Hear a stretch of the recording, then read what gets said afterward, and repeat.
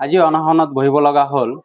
আপোনালোকে জানে 2012 চনত 30 এপ্ৰিল তাৰিখে যি দুৰ্ঘটনা ইয়াত হৈছিল, লঞ্চ দুৰ্ঘটনা, সেয়া আছিল গোটেই ভাৰতবৰ্ষৰ কাৰণে এক ভয়ানক দৃশ্য। আৰু আমাৰ অত্ৰ অঞ্চলৰ ৰাইজৰ যেনেদৰে ব্ৰহ্মপুত্ৰত নিজৰ জীৱনক আহুতি দিব লগা হৈছিল, যাতে আকৌ সেনেকুৱা এক পৰিৱেশ নাহে আমাৰ এই অঞ্চললৈ, তাৰ কাৰণে আমি আজি ইয়াত অনশন বহিছোঁ।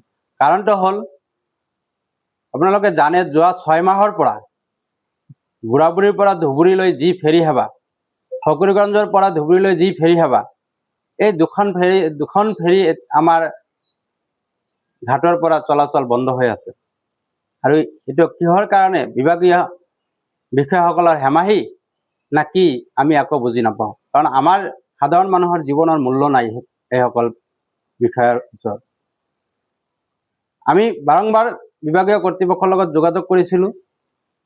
আমাক জনোৱা হৈছিল যে ফেৰীৰ তেল যোগান নধৰে কোম্পানীয়ে। আমাক জনোৱা হৈছিল যে এমটন কোম্পানীয়ে টিকিটৰ ব্যৱস্থা কৰা নাই, সেইকাৰণে আমি চলাব পৰা নাই। এয়া অতিকৈ দুৰ্ভাগ্যজনক কথা যে এমটন কোম্পানীয়ে আমাৰ সাধাৰণ মানুহক লৈ যে এনেকুৱা ধৰণৰ ধেমালি কৰি আছে, এইটো আমি কেতিয়াও ৰাইজৰ জনপ্ৰতিনিধি হিচাপে মানি ল'ব নোৱাৰোঁ। আৰু সেইকাৰণে ইয়াত অনশন বহিছোঁ।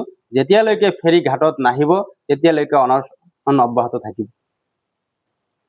আজি ৰাতিপুৱা 8টা বজাৰ পৰা বহিছোঁ আৰু অনিৰ্দিষ্ট কাললৈ ইয়াত বহিয়েই থাকিম। মাজে মাজে যোৱা কেইদিনমান আগতো আপোনালোকে চাইছে যে ধুবুৰীৰ পৰা বুঢ়াবুঢ়ীলৈ আহোঁতে নাৱৰ কি পৰিৱেশ হৈছিল।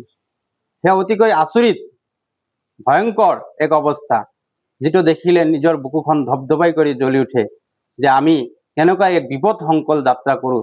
আমাৰ ফেৰী থকা সত্ত্বেও আমাৰ সেই ফেৰী সেৱা বন্ধ কৰি ৰাখিছে। এয়া অতিকৈ দুৰ্ভাগ্যজনক আমাৰ ৰাইজৰ কাৰণে। আৰু ৰাইজৰ কাৰণে ইয়াতকৈ যদি আৰু বেলেগ পন্থাও হাতত লোৱাৰ কাৰণে আমি নিজকে প্ৰস্তুত কৰিছোঁ আৰু ৰাইজৰ সুবিধা কৰি দিয়াৰ পণ লৈছোঁ। যিকোনো খবৰৰ বাবে যোগাযোগ কৰক আমাৰ এই নম্বৰত 9181 307 2221।